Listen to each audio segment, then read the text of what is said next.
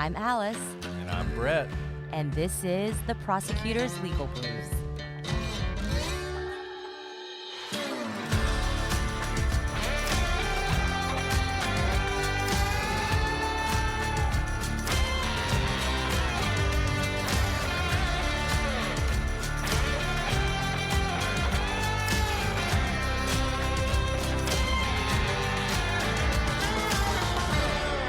Guys, thank you for joining us today on this episode of the Prosecutor's Legal Briefs. We have a special treat for you. I was honored to join Julia Cowley on her show, The Consult, Real FBI Profilers. And we talked about a subject that Alice and I have spent a lot of time discussing, ethics in true crime. It was a great discussion. You may have already heard it on her show, but she was kind enough to let me publish it here as well for a wider audience. If you haven't checked out Julia's show, it is amazing. They do tremendous deep dives on cases, and they do it from the perspective of FBI profilers. It's unlike anything you've ever heard. It is just like being in the room with the BAU as they are looking at behavior and analyzing it in cases. You're going to love it. They've talked about Robert Warren, which is a case we covered. They recently did some fantastic episodes on JonBenet Ramsey. I hope you'll check out their show, and I hope you will enjoy this discussion. In The Consult, we discuss cases involving violence, sexual violence, abduction, and murder. Sometimes the cases we discuss involve children. Listener discretion is advised.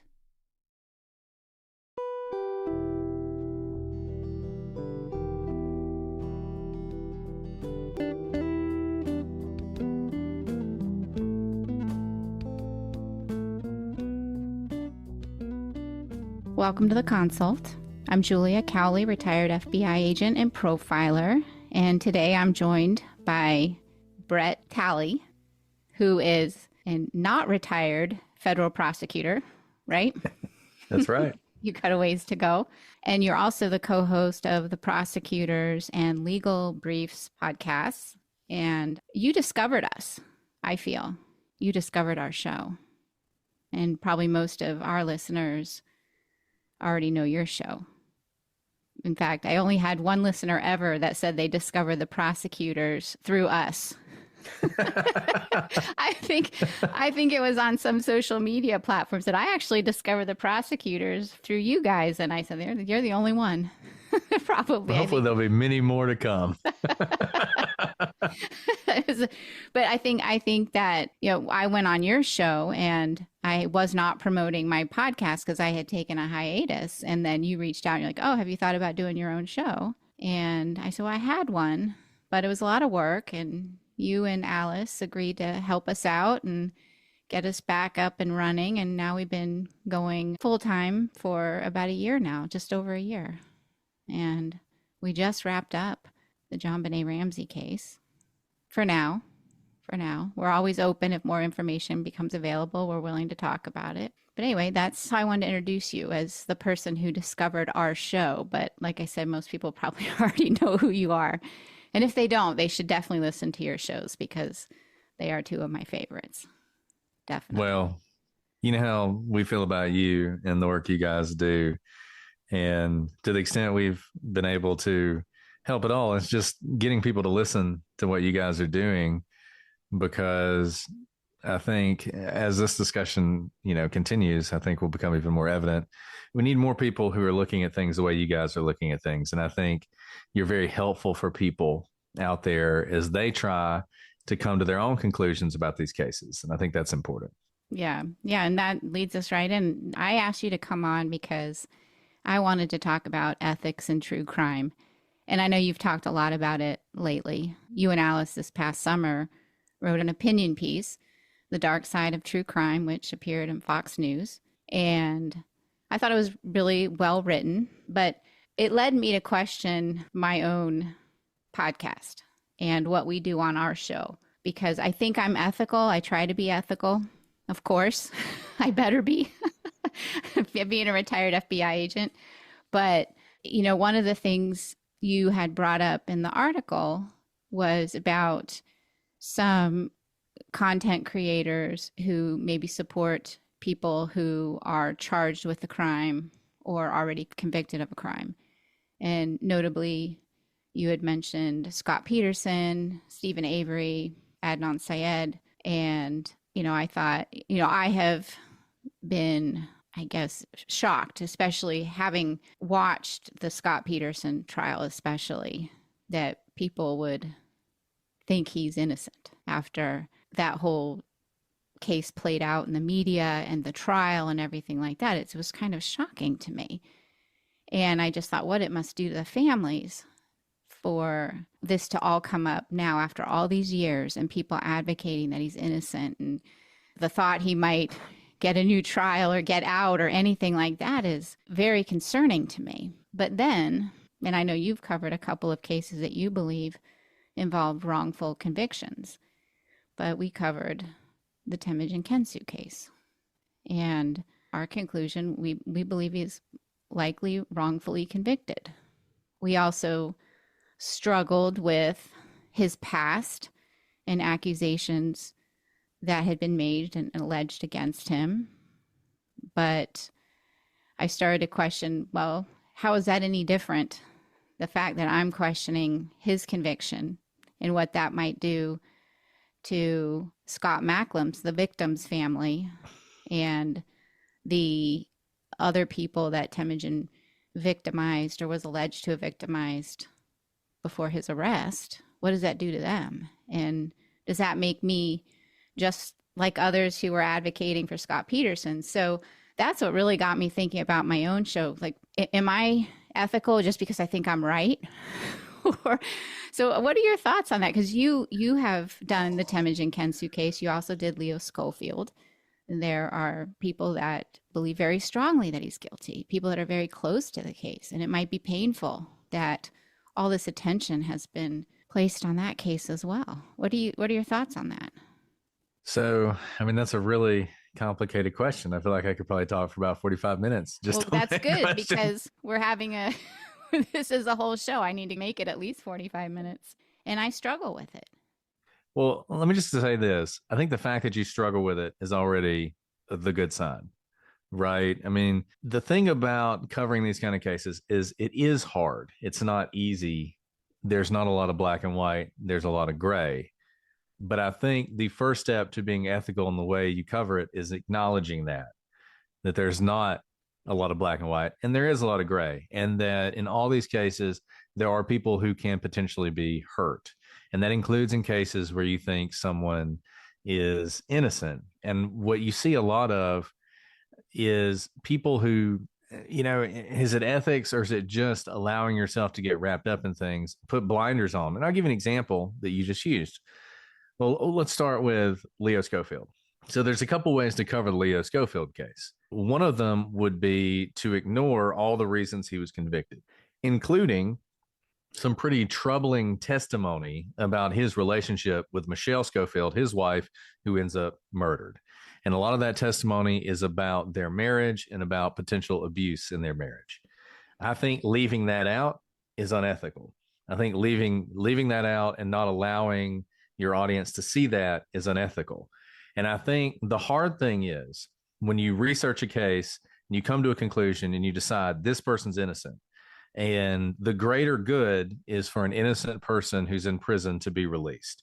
I think there is a temptation in trying to get to the greater good to elide or ignore the bad parts, because you don't want, if you believe the person's innocent, right? And this is why I think it's hard. This is why I don't think it's necessarily, and this is not to say this never happens. There are definitely people out there who they're basically shock jocks of true crime.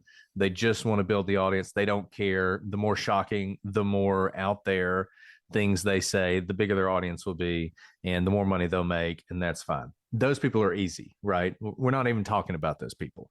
We're talking about the more difficult thing, which is you research a case, you decide someone's innocent, you decide they're wrongfully convicted, and you want to get them out. And so you're willing to cut corners because you want the people who listen to you to believe they're innocent. And in order to do that, you have to sort of cover up the bad stuff. And you see this a lot unfortunately, the Innocence Project. I think the Innocence Project does this all the time. I think the Innocence Project feels very passionately about the death penalty, number one, and that it's always wrong. Even if someone's guilty, the death penalty is wrong. That is their position. It's basically state sanctioned murder. And so, what you see the Innocence Project do a lot of, particularly lately, is everyone is innocent. Everyone is a wrongfully convicted, innocent man who's about to be executed, and there's no evidence against them. And they do this with every execution that comes up that they cover. And if you even look just a little bit at these cases, it becomes pretty evident pretty quickly that the vast majority of them are not only guilty, but are very clearly guilty and have a lot of evidence against them. And I think, I can't speak for them because I don't know, but what it seems like is happening is exactly that, where they know if saying, yes, this person brutally raped and murdered someone, but the death penalty is wrong, and we should oppose the death penalty even for that person.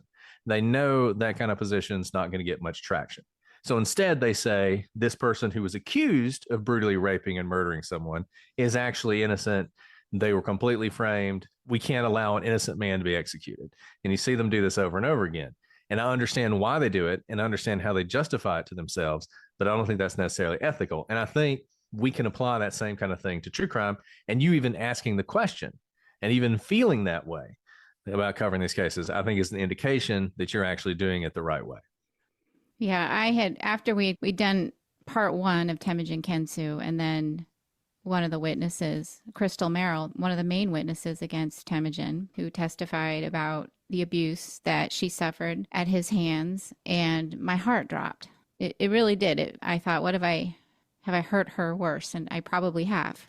That's how I felt. But she had sent us the transcript of a commutation hearing that I had not had access to when we had originally recorded our show. We were sort of in the middle of it. The other episode wasn't going to come out yet.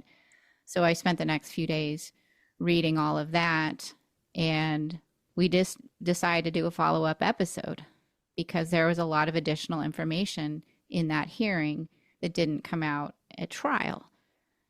So I thought, I don't know, this may actually change our opinion if we think he did this or not. And it at least, would he fit the type of person we thought killed Scott Macklin? It was more like what I was thinking. And of course, we ended up looking through it, and it really reinforced our original thoughts. But the information contained in that hearing was really bad. Really bad. And I think what's happened in that case is that the people in power there that make those decisions about whether or not he's going to be free or not are aware of all this information. And when they're trying to help him, they might be hurting him by glossing over all of that. And I think maybe some of those people that are making these decisions are just turning a blind eye to it, or not turning a blind eye, but just not finding them credible because they're not considering all this other information that they all know about. So I wonder if it does harm sometimes when you don't present every bit of information. And I think with Leo Schofield, I think that was presented the right way, where things were not glossed over the same way that maybe they've been in other cases. Well, one thing we often talk about is, I think if you really want to find wrongful convictions, you have to be honest with yourself about the kind of people who are wrongfully convicted. I think in the wrongful conviction camp, there is a tendency to want to present it as this could happen to anyone. Tomorrow, you could be wrongfully convicted of a crime. And so therefore, you should really care about this because it's the kind of thing that could happen to you and the person you love.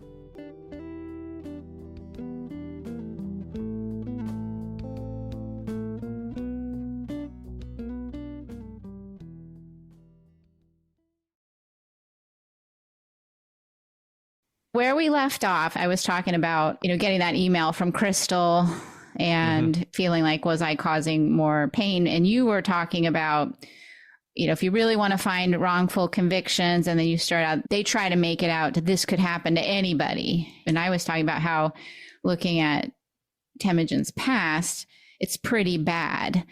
And so that, that gives you pause a little bit when you're advocating for somebody that you believe has been wrongfully convicted, but also has this pretty bad past. So. And I think the fact that it gives you pause is what leads some people to ignore it or gloss over it, because there's sort of this the ends justifies the means thing going on, right? Like, if he's innocent, we should do whatever it takes to get him out. And if that means eliding some of his past, so be it. The problem with that, you can't hide anything these days, even beyond just sort of the metaphysical, the ethics of the thing. You also can't hide anything. So if you try and do that, people are going to find out and you're going to lose credibility. And I mentioned the Innocence Project. I used to think the Innocence Project, man, if they say somebody's innocent, really need to look at that one, because they take this very seriously.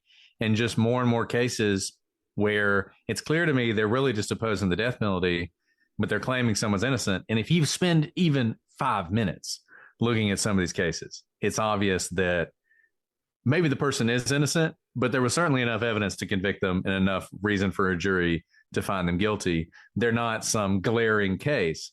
And that makes me doubt the Innocence Project going forward. It makes me wonder every time they say someone's innocent, are they playing me or are they not? And I think if you want to be able to find true cases of innocence, then look for the kind of people who I think tend to be wrongfully convicted. And we're talking about Temujin Kinsu. And as I was saying earlier, every time a woman is murdered, the first person you look to are boyfriends, husbands, romantic partners. That's what you look to.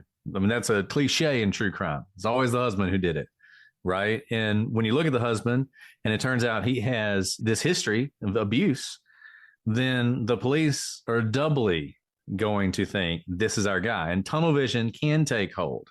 And you can start to ignore conflicting evidence, and you can start really pressing to get the conviction for the guy that you know is guilty, even if you don't quite have the evidence. And I think we've looked at a lot of cases, innocence cases, and the two where we said the person was innocent, Temujin Kinsu and Leo Schofield, both are those circumstances. They're people who in their past had some serious allegations about abuse. And then when someone ends up murdered, they're the first person you look at. I mean, Temujin Kinsu, it's not his girlfriend or wife, it's his ex-girlfriend's, I guess, current boyfriend. But still, same thing, a domestic style thing. And I don't think that's a coincidence that those two happen to be the ones that we think there's a strong case for innocence, because those are the kind of cases where you're going to see wrongful convictions. I think this is not to say there aren't perfect unicorn angels out there who never did anything wrong. And then one day the police showed up at their door and said, you're guilty of murder, and they went to prison. That may happen.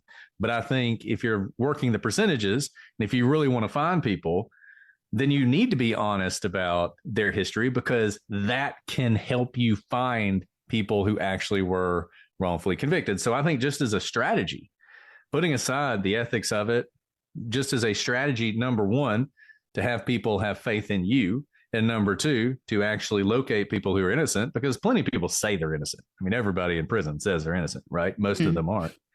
Be honest about that sort of thing. Right. Yeah, I agree with you. And I think that's a very good point. I agree about the Innocence Project. There's a lot of information that gets glossed over because obviously they want attention for these cases. And it's really hard, I think, for people to advocate or want to advocate for people who they think are not angels.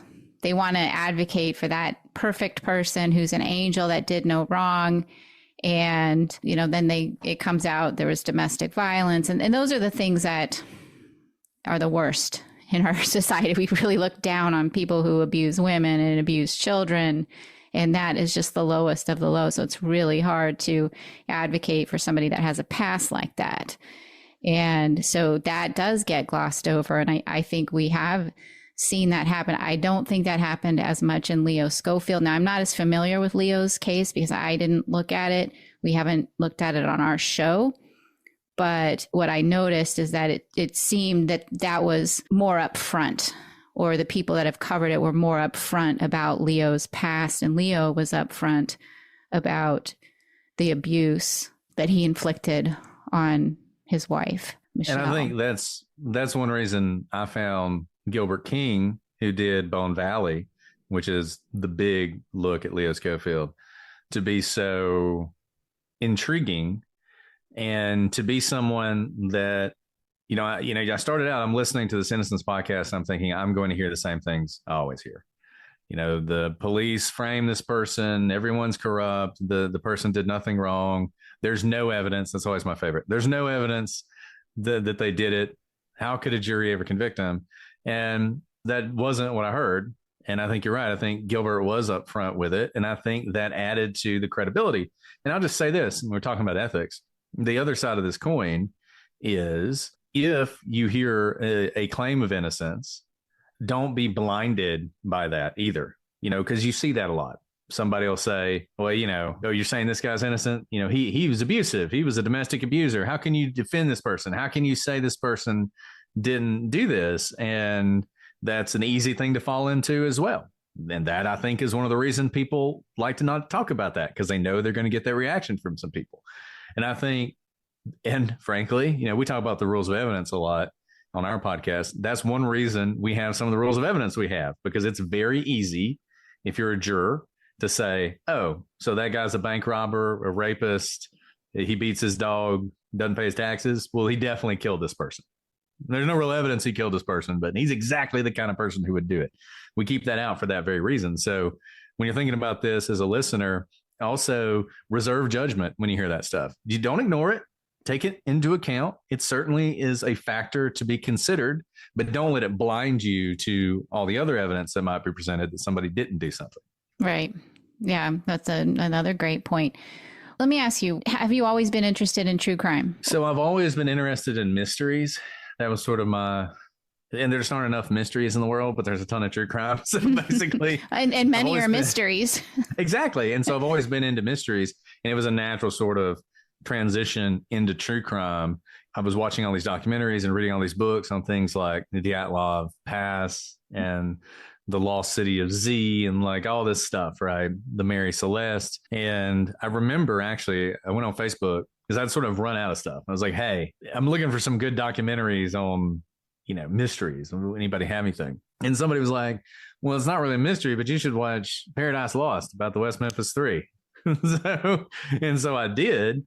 And that's really how I got into true crime. As I watched that documentary, I was like, oh, okay, this is interesting. And then and that's one reason, a lot of people like solved cases. I hate solved cases. I want the unsolved cases. Give me the unsolved cases every day because I like the mystery. Right. Yeah. And so that's interesting you bring up Paradise Lost, because I was fascinated by it, completely drawn in, and I'm older than you. So my entry into true crime started long before you, but that was a case that I paid a lot of attention to. What did you think when you first saw that? Because one of the things I'm much more cautious of now that I'm older and I've, had my entire career, I'm retired, and I can look back on things and I can see how documentaries, and I'm not saying this goes to anyone's guilt or innocence, but I can see how they manipulate us much more so than when I first watched it. So when you watch it, what did you think at first? Did you question it, or did you take it? Because I took it like, oh my God, these poor kids. And that's how I took it. So when I finished it, I thought, I don't know about Jesse Miskelly and Jason Baldwin, but Damien Echols is guilty. That's what I thought. Like I don't know what it was about him, but he just rubbed me the wrong way. I could sort of see, and I think it's interesting. You look at that case, the propaganda might be a strong word. The position of the documentary is, these kids wore black and they had some weird beliefs and they listened to heavy metal, and that's why the police went after them. And it was a satanic panic in the 80s, and like it's Arkansas. And some of that's true. That certainly factors into it. But it's pretty clear that Damien Echols was troubled. And it was clear in the documentary that he was troubled. And one thing that I think is fascinating about that case is the extent to which the first things that were really the focus of the documentary, and then Damien being sort of the kind of person we've been talking about, the usual suspect, right? I mean, literally they find the kids and one of the police officers says, Damien Echols finally killed somebody. And it was like his first thought was Damien Echols did this, right? And it took a while. That guy thought it was Damien from the beginning. It took a while for the police to get to Damien. They were on some other stuff, but eventually they got there too. And on the basis really of Jesse Miskelly's confession, whether you believe it or not, I mean, that was really the evidence. There's not a whole lot more than that. But, and this sort of goes to what we were saying about bad things about people, because if you read stuff online about Damien Echols, what people always point to is, I believe it's Exhibit 500, which is his medical records from his time in a mental hospital. And they're bad. I mean, you read them and you're like, this person is troubled. This person has some violent tendencies. But that stuff is so in the camp of people who think that they're guilty. It is so front and center. I mean, it's basically, look, this person is violent and dangerous, therefore he committed this crime. I think the fact that he was violent and dangerous at the time certainly is something to consider, but it's a big leap from he was violent and dangerous to he committed this specific crime. There were a lot of people in West Memphis probably who were violent and dangerous, and not all of them committed the murder. And just trying to keep those things in your mind is difficult. I will say this. I am sort of a contrarian when it comes to these things, documentaries and stuff like that, and always have been. So I'm always very skeptical of what are you trying to sell me? And if you're trying to sell me something, I automatically go the other side until you convince me otherwise. That's just how I am. So when at the end of that documentary, Damien says, you know, I'm the monster under the bed. When the kids talk about the monster, they're talking about me. I just thought, wow, I don't know what you guys are trying to say, but this guy is his own worst enemy. And I think he has been his own worst enemy for a long time. Yeah. So, but that's a fascinating case. I mean, it's one where I don't think there's any easy answer to it. No, I don't think so either. And I don't think you can say, oh, they did it or they didn't do it. I mean, we haven't gotten into it yet. Eventually we'll do it on our show, I think, because it's a case that at least two of us on the show are very interested in. And I'd like to hear the opinion of my other colleagues who are not into true crime the same way that the other of us are, because they're going to look at it with really fresh eyes. But the thing I thought, now looking back at West Memphis 3 and that documentary and other documentaries, and they're documentaries that I've seen on cases that I've actually worked on, and that's when I can really see the manipulation, even looking at like props that are placed in the scene with, if there's something going on, if there's somebody being interviewed, look behind, what are they trying to tell us, even with the props, with the lighting, and they're picking and choosing what they tell us and what we see. And we might not be getting the full story. Just like when we do our shows, we have to filter out what we think is important and what we don't. And maybe what we filter out, somebody else might think that was really an important thing. So how do you just include everything? How do you do that so that you're not ensuring you're not trying to manipulate anything or anyone? I think it's impossible to include everything and be entertaining, number one. And I think you see that you talk about documentaries, things like Dateline 2020. Some people are really critical of those, but I think it's always important to remember they got a very limited amount of time, an hour, 2 hours. Alice and I did 2020 on the Leo Schofield case, and we did an interview that lasted for like 4 hours. And they did a 2-hour show, and out of those 4 hours, I mean, who knows how much was in there? 30 minutes, maybe, because it wasn't just us. It was a whole bunch of other people too. So that is a difficulty. The great thing about podcasting is you have more time. Some would say unlimited time, but not if you want to keep an audience. So you do have to make those decisions. And I would just say, this is the other thing. And we always tell people, if you really want to know, you have to do it yourself. You've got to read the documents yourself. Like, we'll make them available. We'll point you to them, whatever. And I get it. Not everybody has the time to do that. Not everybody has the training to understand it. So that's one thing we're trying to do.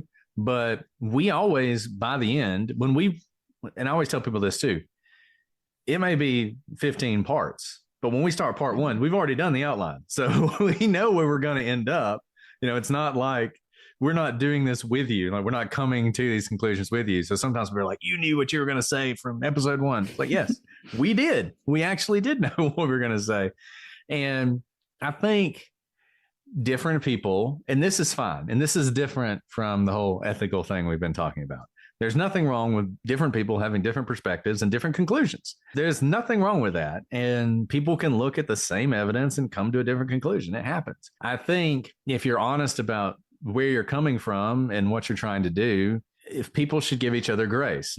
As you said, there are things that I read and I just think this is not important at all, and I move on. And invariably, somebody's like, "Oh, yeah, they left that out because that's the key. They knew if they said that." It's like, I mean, okay. I mean, I don't think so, but that's fine. That's your perspective. I think where you get into trouble, and you see this sometimes, is when you are not honest with people about where you're coming from. And you see that, and you're seeing it more and more. And this is a big sort of ethical challenge that's coming, I think. People are beginning to see the value of having a media campaign behind you when you have a trial. I think Karen Reed is the perfect example of this. You have basically, I mean, a very sort of innocuous, in many ways, hit and run charge, right? No reason this should be the biggest case in America, but it was. It became the biggest case in America. And not only was it a big case that people watched every day of, but there was a media firestorm behind it. And there were personalities behind it. And there were people driving a narrative. And I think it was really valuable for the defense. And I think if the defense attorneys were being honest, they would say, yeah, those people were really helpful to us. And it was really helpful to have that media narrative out there that we couldn't really do because lawyers have ethical constraints. You know, we're talking about ethics. Every professional has ethical constraints. Lawyers, you can do some stuff in the media, but you're not supposed to be too crazy. Defense attorneys can get away with a little bit more than prosecutors, but certainly you couldn't do what Turtle Boy did, right? Like you could not, as a lawyer, go that far, but he could do it, and he was very effective doing it. And I think people saw that, and I think you saw that in the recent Delphi case. I think the attorneys in the Delphi case realized having sort of mouthpieces out there sending out our message is really valuable for us. I think you're going to see it in Idaho. And I think more and more in any case that's big, just like, you know, in the 90s, jury consultants were like a big thing. Like, made movies about jury consultants, right? Like the idea of like rich people having enough money to bring in jurors, figure out, well, now it's going to be podcasters. And I think YouTubers, people who are on court TV.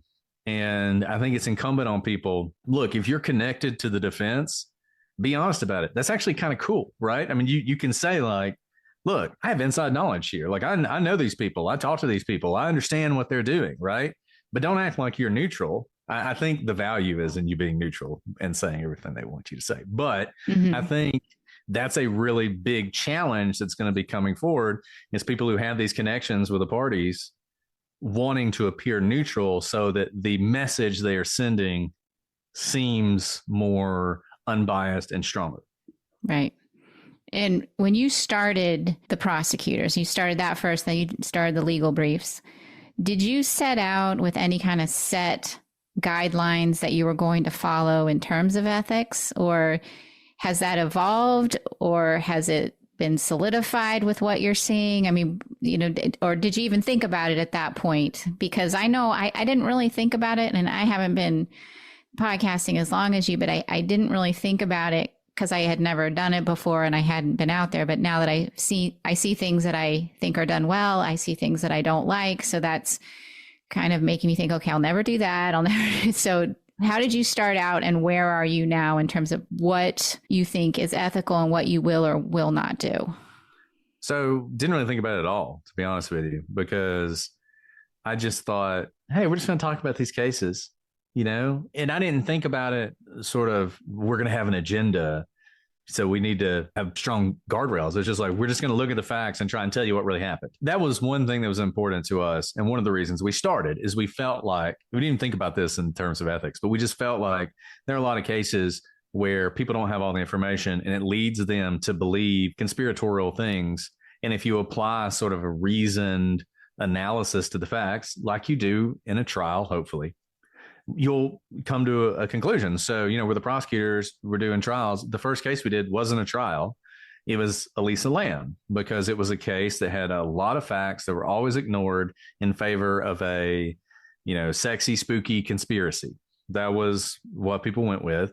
That was the first case we did, because we wanted to show, like, this is how we're going to do it. Here are all the facts. here are the medications she was on. Here are the ones she wasn't taking. Here's her mental health history. Here are the things that would lead this to happen. Here's why it's not a conspiracy, right? So I guess maybe we did have sort of an ethical bent, but I didn't think of it that way. And in fact, at first, I really didn't like discussions of ethics in podcasting because I thought, just let people listen to what they want to listen to. People's lives are crazy enough. This is respite. This is entertainment. Quit lecturing them. Just let them do what they want to do.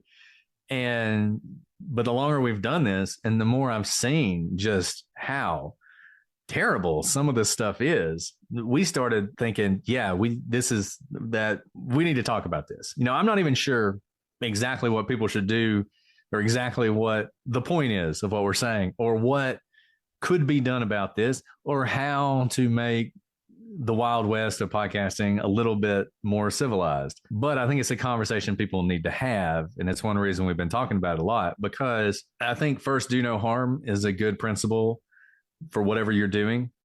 And we always wanted to be victim centric, but you just think about, I mentioned the Delphi case, but you have a situation where these two girls are murdered.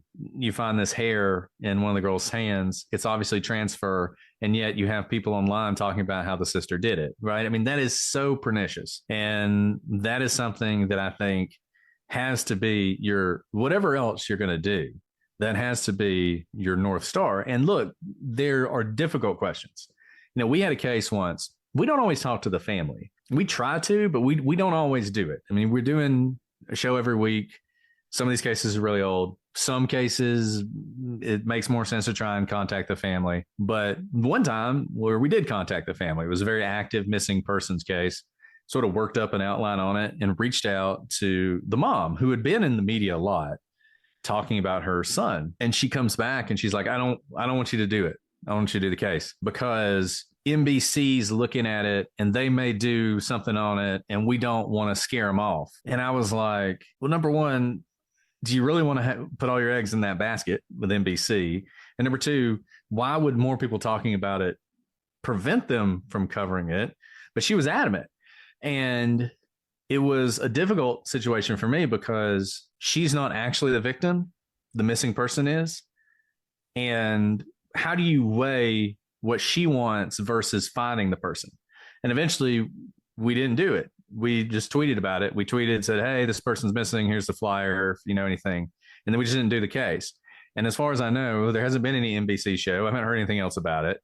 And I just feel like, did I even do the right thing there? Because obviously, if we'd covered the case, she would have been mad.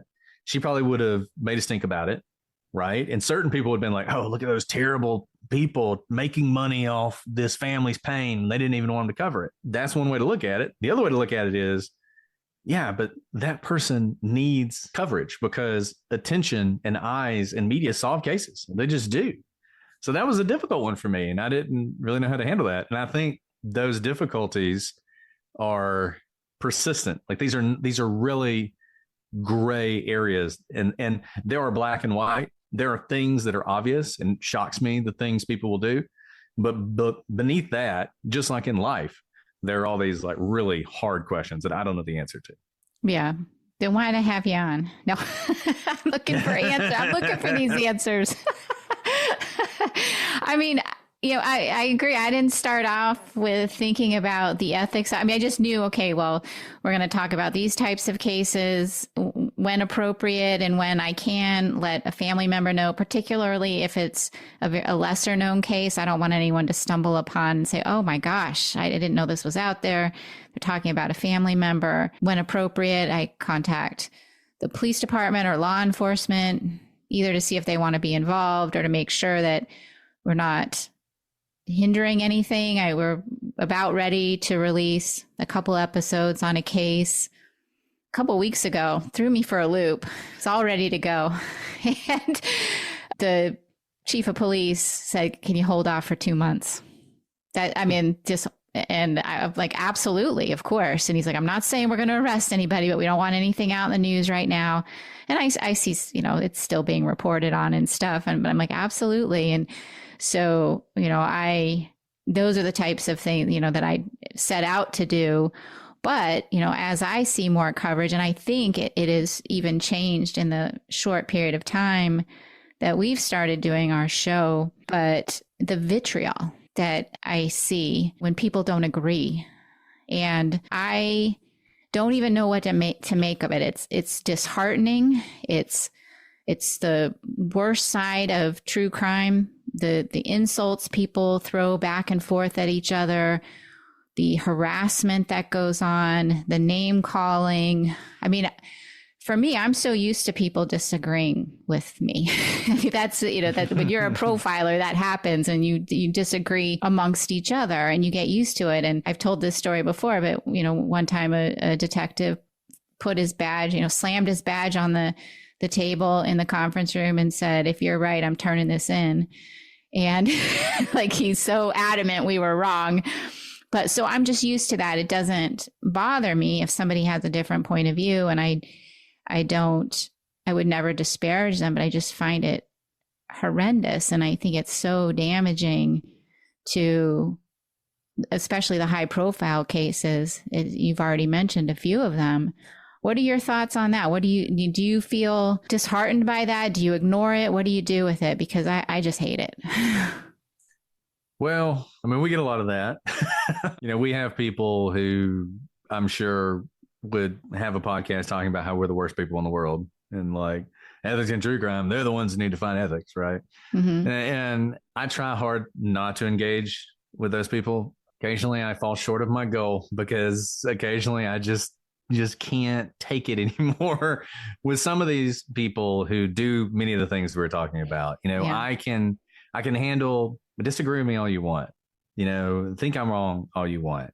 But when you start doing things that hurt innocent people, it is really hard for me not to say anything, you know, and I go back and forth on how you should handle that, because part of me thinks that a lot of people want that, you know, they thrive on that. Controversy grows their show. They want to be attacked. So my position, and we have this discussion on the Facebook page all the time, because oftentimes people will get angry at someone for something they do and they'll want to talk about it. And I sometimes say, look, I think the best thing we could do is just never mention this person again. Just never mention the podcast again. Like, they're going to do what they're going to do. Us complaining about it is not going to change anything. But the more you talk about it is free advertising. So I think that's one way you have to look at it. Now, I do think that I would say this, you know, we're talking about what are sort of some of the ways to make this better. And I think just thinking through that, trying to offer something positive, one of them I think ties into this, and that's, you feel passionately about a case, don't let it turn into almost a religious struggle, because you see that people are so tied to their opinions, it almost becomes dogma. Like, you know, I'm a transubstantialist or whatever, not a consubstantialist or whatever. Like, I mean, people fought wars over these kind of things. And I feel like you see that in true crime, where people just become so dug in, and it can become so bad. And I think if you ever see yourself doing this, people out there, you need to take a step back, where they will start to attack victims because the victim disagrees with them, right? Like, the victim thinks the person is guilty, the person they think is innocent. So then they start to become, oh, well, you know, this is partially the victim's fault, because if they would just see the light and realize the truth, then maybe we could get through this. And I'll just keep going back to Karen Reed, because it's the perfect case. You know, in the Karen Reed case, whatever you think happened, whether you think her boyfriend tripped and fell in the snow and died, or was attacked by a dog, or was beat up by 20 people, or hit by her car, whatever you think happened, his brother doesn't have anything to do with this.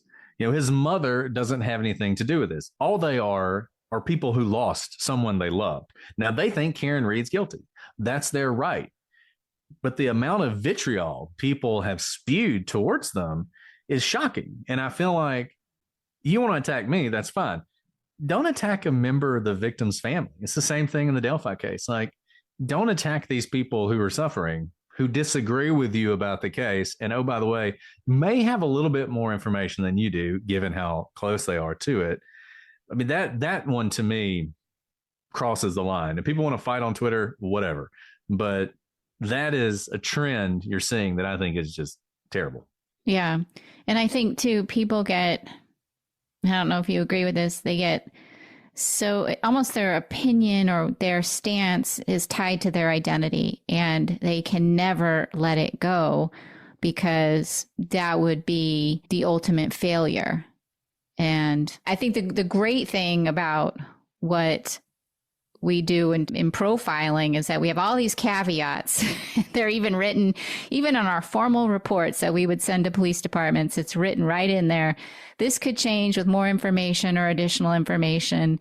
And so we always leave that possibility open of what if we're wrong?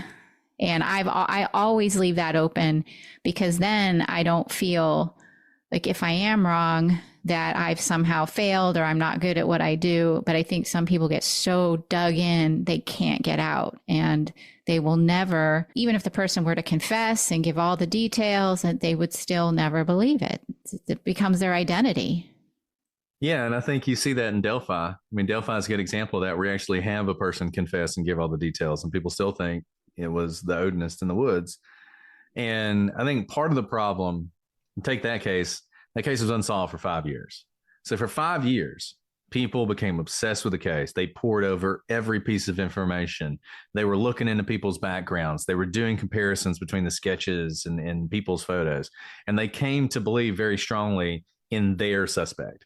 Like the DB Cooper case, you got like all these different suspects, and people become very invested, and it's this guy, right? And like you said, it becomes a part of their identity. Like it is now so important to them that they're right.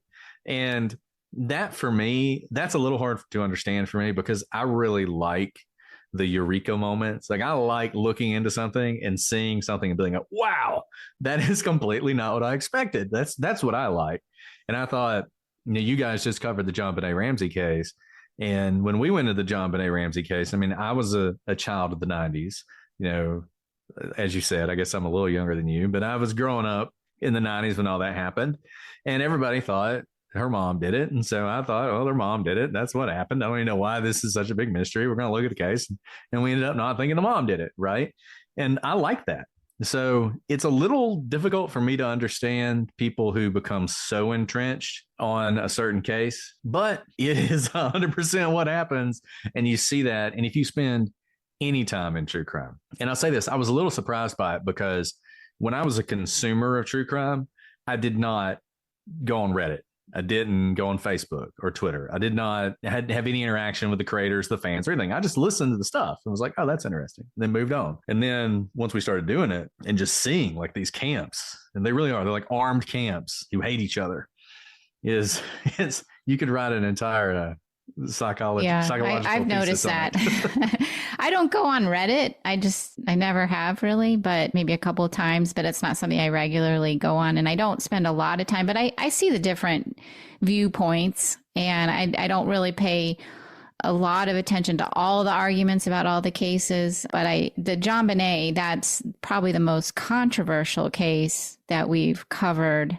And we think probably have a viewpoint that the majority of the people, well, I guess any viewpoint you have in John Benet, you're going to have a majority that don't agree, because there's several different theories that are out there, and people very committed to their own theory.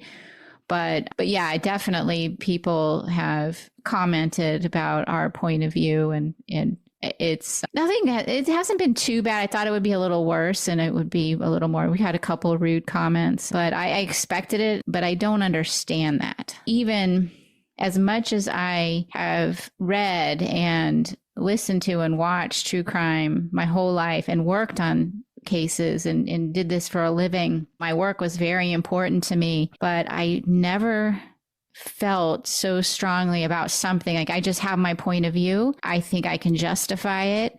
I sort of just leave it at that. And I think it was just because the way we did work at BAU, we send a report and these are what we think. And the detectives are either going to say, oh, that's a great idea. Why don't we try this? Or we see your point of view, or they're going to say, you're horrible. You're a terrible profiler. And so I just don't let it get to me. And I just don't understand how this gets to people to the point where, as you said, they start attacking the victims or the victim's family. That is heartbreaking to me. I can't imagine you've lost your loved one, and then this is piled on top of all that pain I'll never understand that. And I think it maybe our professions help, because obviously when you're a lawyer, if you can't think about the other side's perspective and make arguments occasionally that, are like that one, if you become too attached to any particular argument, you're not going to be a good lawyer. You have to be flexible. You have to think things through.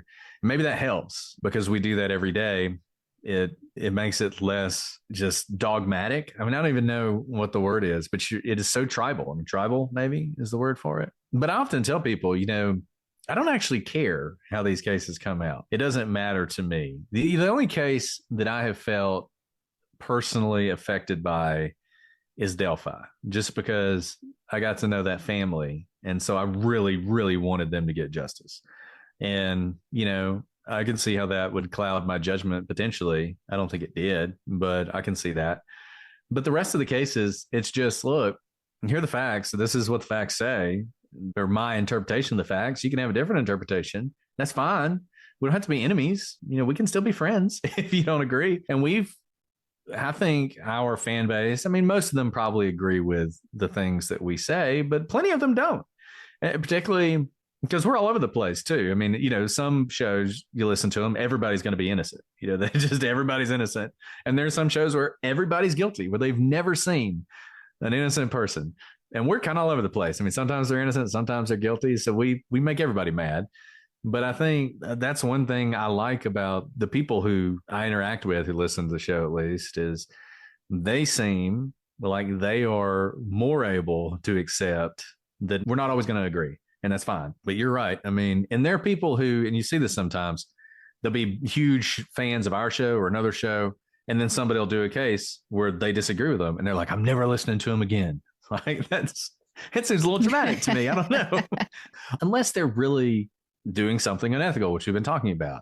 And I think that can happen. One thing I'll say, there are a huge variety of true crime shows out there. You and I do a very different one from a lot of people, very deep dives, lots of facts, lots of record, and that's fine. And I think when we do that, it's incumbent upon us to really know the case well. There are other shows that don't. Some of the most popular shows are not doing that. They're basically just sort of telling you a story of a crime, and they're not really going into a lot of detail, and that's fine. That's a perfectly fine way to do it. But the one thing I'll say that is troubling is when those shows then present what I think is false information because they haven't taken the time to really look at something. And I'll go back to Delphi. There is a very famous creator who does one of those shows where they tend to do sort of surface level stuff, and it's a great show. It's really enjoyable. And when the Delphi verdict came out, she did a video where she was like, I don't understand this. It seems like he's innocent, and various other things to her millions of followers. And it's like, you shouldn't do that if you don't know all the facts. Like, you should have taken more time to really sit down and think this through before you said that, because you have so much power behind your voice.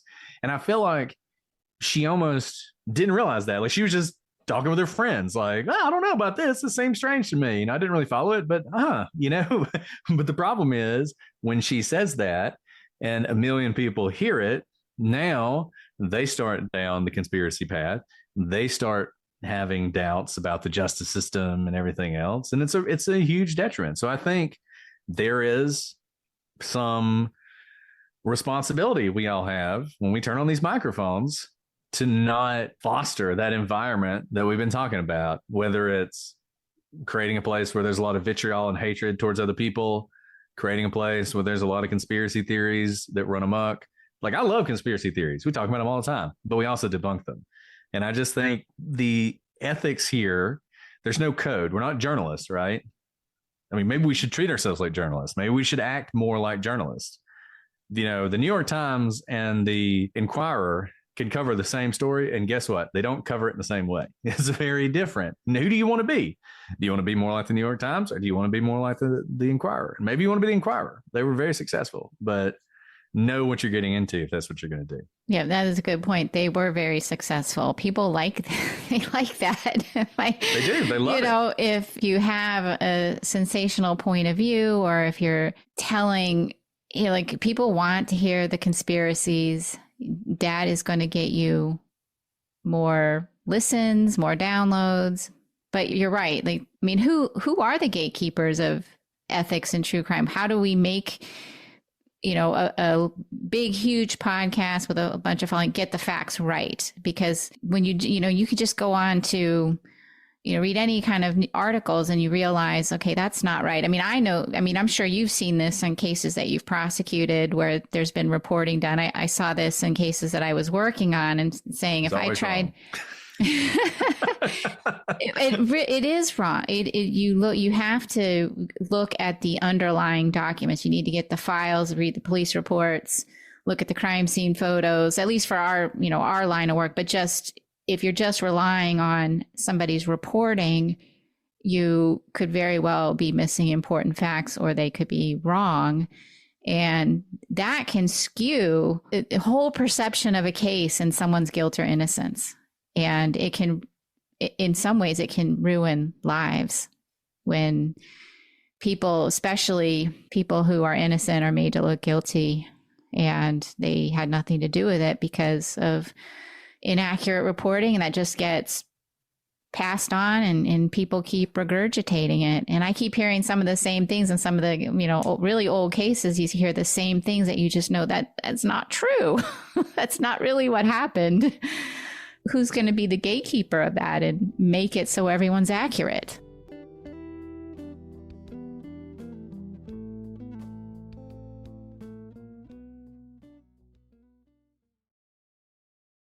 Well, it's funny because the number of times where someone has criticized us for getting something wrong, where we actually got it right, but everybody's been saying the same thing for so long that's now the reality, and we got it wrong. And it's just so funny because you're right. And look, I mean, we're all human, so we're going to get things wrong too. We do it all the time. Like I remember we did the Scott Peterson case, and we were talking about a fact that doesn't matter. We were talking about how Scott Peterson met the woman who introduced him to Amber. And we said they were at a convention in Atlanta, Georgia.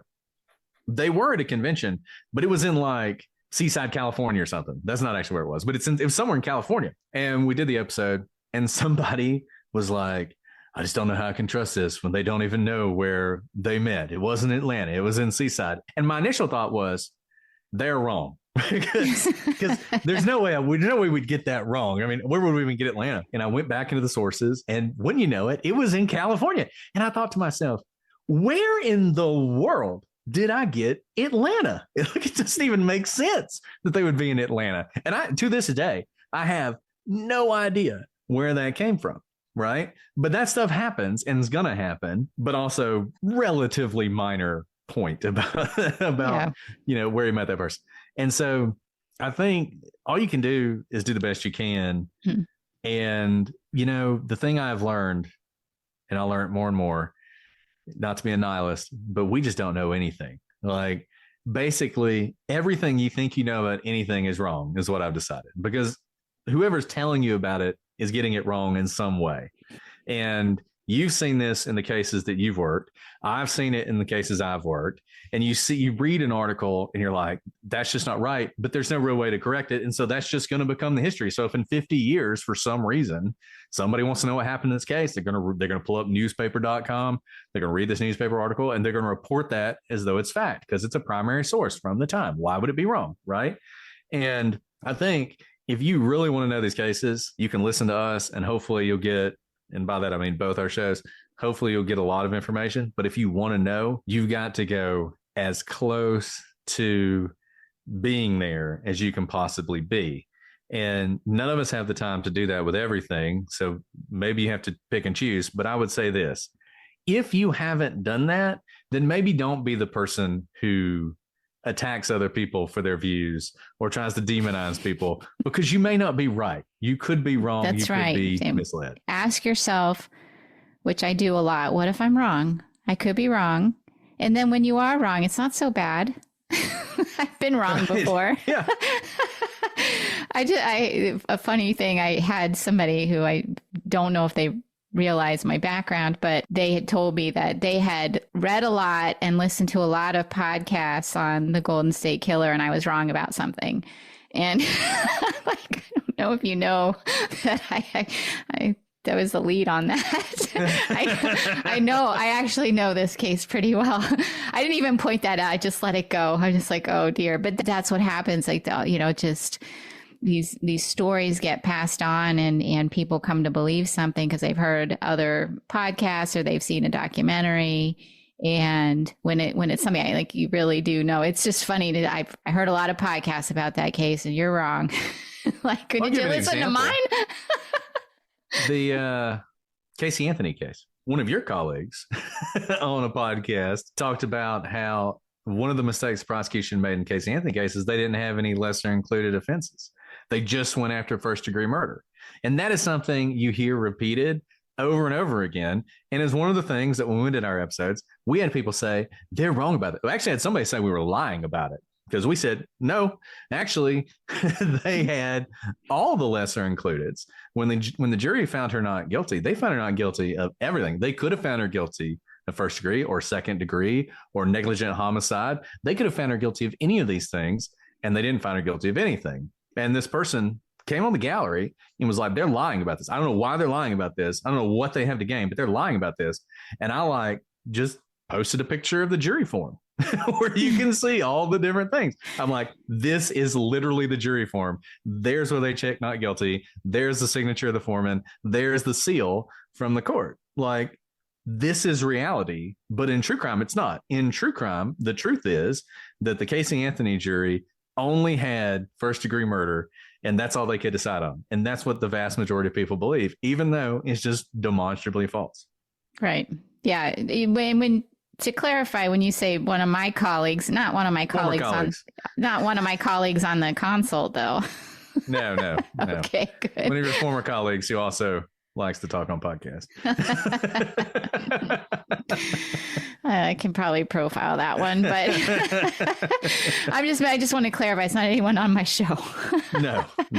So my mom, I got probably my true crime background from her because she always read true crime. I remember her watching trials on TV and all sorts of things, but she had her dream come true and she got picked as a juror member on for a murder trial. This is years ago.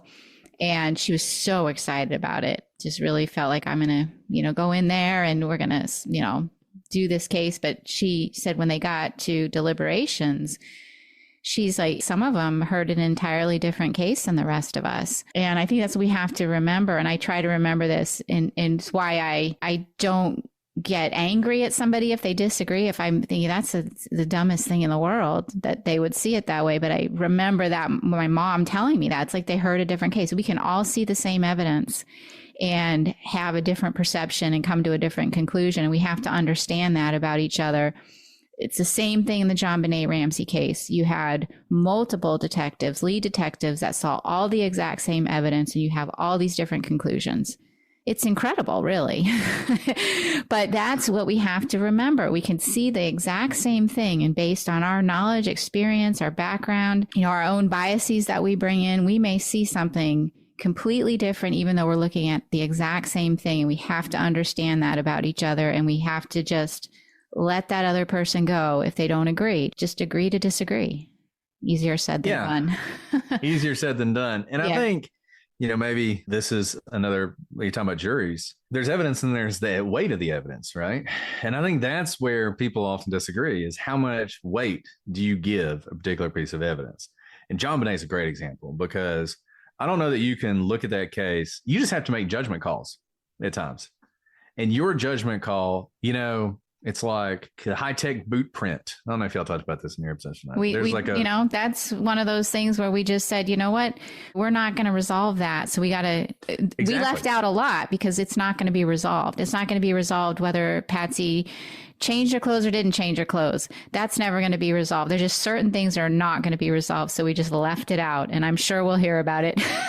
And see, we talked about, we did I can't remember how many episodes we did on that case. We did a lot of episodes, so we talked about a lot of it, but we tended to say, yeah, who knows? We're moving on. Like, it could be a cops, could be the killers, could be a workman. Who knows?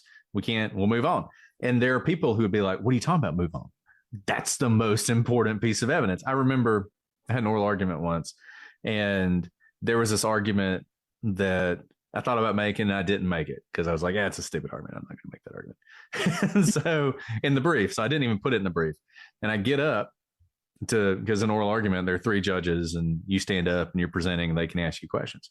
And I get up, and before I got my name out, because you always say, Your Honor, may I please the court, blah. Before I could even get my name out, one of the judges leans forward and says, I want to know why you didn't talk about X. And when he first said it, I was like, I don't even know what X is. Like I had forgotten the whole thing. So in my mind, I'm thinking, so I said, well, Your Honor, I just, I didn't think it was relevant. And he says, well, I think it's not only relevant. I think it's the key to the whole case. And I'm like, oh, shoot, this is this is not good. This is bad. Right. And it's the same thing. Like that's one of those judgment calls you just have to make. And there are going to be people who think you have discredited yourself already because you're not spending enough time on the flashlight or the clothes or the boot or the pineapple or whatever. Right. And the fact that you're not spending enough time on it means I can't trust you. But I think that goes to this question of weight and how much weight are you going to put on something? And the other thing is bias. We all, you said, you kind of got to know what your bias is coming in. Right. And I think about the Adnan Syed case. I give another example. In talking about Adnan Syed, the timeline is really important because, it's all about, does he have an alibi or does he not have an alibi? Because he just has always been very vague about what happened that day. And so there are all these people, all these kids, these 16-year-olds. If you listen to Serial, the first episode of Serial is all about how well would you remember something that happened 2 weeks ago that you didn't realize was important at the time, right? It's pretty interesting, actually, little episode. But so there's this one girl who says it at one time, she actually ends up testifying. She doesn't remember this, but she tells an officer that she saw Adnan after school going to the guidance counselor's office. This would be important because that would be when he was supposedly murdering Heyman Lee. So that is a fact that people who believe Adnan Syed is innocent are just all about. I mean, that is the God's honest truth. You can't question that. It must be true. And since she was going to the guidance counselor's office, then Adnan Syed is innocent. But there's a couple problems with it. Number one, Adnan's never said he went to the guidance counselor's office after school. Number two, he said he was at the library. Number three, his supposed alibi, Asia McClain, says he was at the library. But most importantly, he did go to the guidance counselor's office, but he did it after lunch. And in fact, when he wrote out his day 2 different times for the defense team, he put himself going to the guidance counselor's office at like 1 o'clock. Basically gets back from lunch. He goes to the guidance counselor's office. He gets a letter. He then goes to his last class of the day. So to me, the most logical thing is, yeah, she saw him go to the guidance counselor's office, but it was in the middle of school. It wasn't after school. To me, that's obvious, right? Mm-hmm. Obviously, for the people who think he's innocent, even suggesting that is like blasphemy. Like, how can you say that? And you obviously, you just want him to be guilty. And I think that's where the kind of bias comes in, right? If you're inclined to think someone is innocent, you automatically have a much harsher filter, I'll say, of evidence that seems to undermine your position. And I mean, the same is true if you think someone's guilty. You're also going to be very skeptical of evidence that cuts the other way. And that's something that I think we all have. And you just have to remember, and I think it goes to that, did you watch a different trial than I did? Because when I saw it through my lens, with my filter, I'm seeing X is obviously true. And you're telling me why. Like, how can that be possible? Right. Let's on to the good side of true crime, because obviously we've chosen to do podcasts focused on true crime. If it's all bad, why do we do it? So it's definitely not all bad. What would you say have been your greatest successes, or that you've been most proud of, or anything you've accomplished since you started either the prosecutors or legal briefs? And, I'm not limiting you to one, but if you have moments where you just felt like, this is a good thing we're doing this.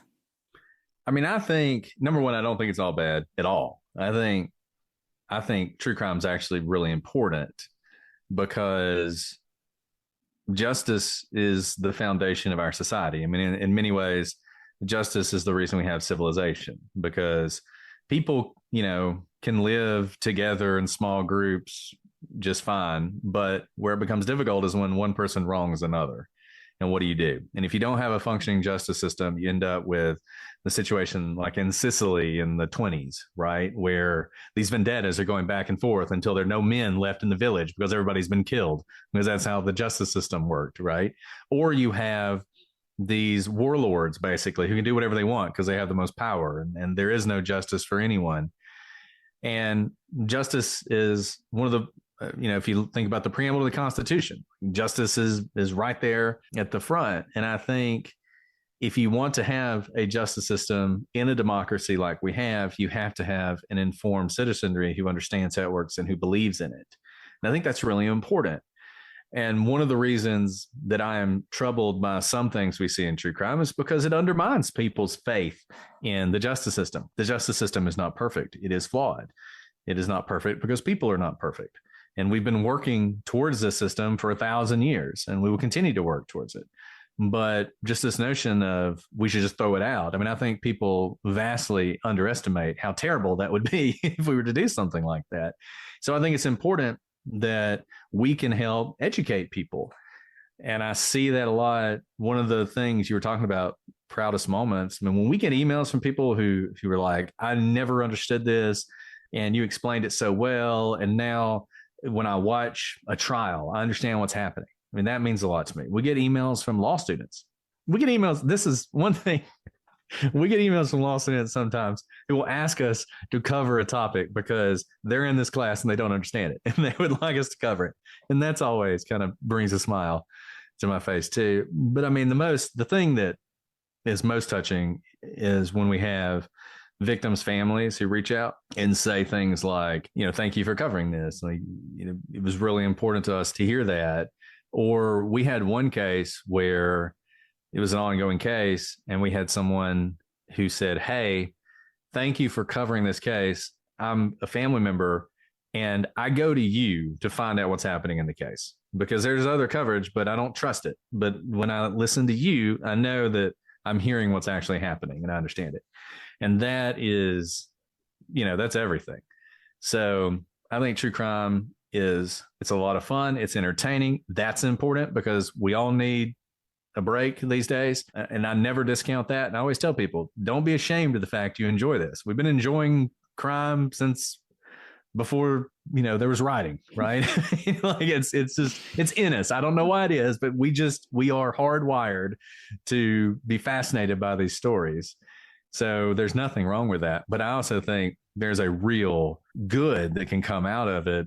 And I think creators out there should remember that, because you can be part of that. I mean, you can be part of the good parts of true crime. And, maybe it's not as lucrative sometimes. I don't know. Maybe it is, maybe it isn't. But I think that is so much better to me than stirring up vitriol and that kind of thing. Like, who wants to do that? I mean, who wants to be a part of that? I don't want to be a part of that. So I think, Nor do I. How can we stop it? Or who's the gatekeeper? There are no gatekeepers. It's just us. It's the people who make it and the people who listen to it. And if the people who make it commit to trying to be ethical, and the people who listen commit to only listening to people who are trying to be ethical, then I think we'd go a long way towards making it better. Mm-hmm. Agreed. That's all I have. I wanted to do this for a long time. Well, it was good to talk to you. Anytime. Yeah. Any last words? Any last words for our listeners on the consult? Yeah, the only thing I would say is you're doing it right. And I think that's one reason we enjoy hanging out with you so much. And there is a right way to do it.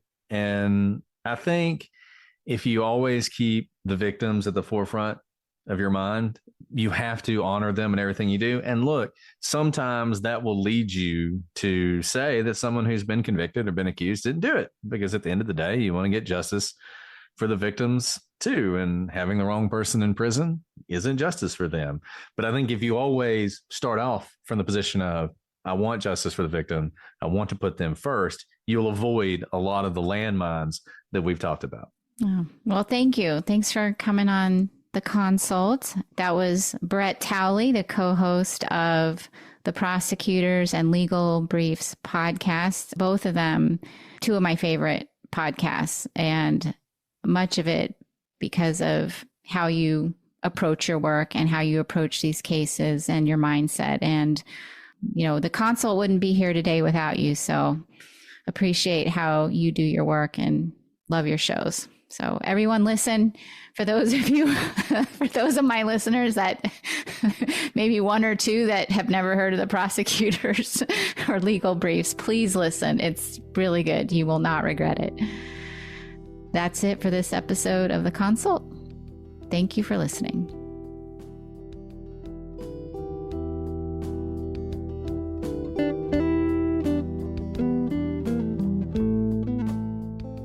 Music for The Consult is composed by John Hansky.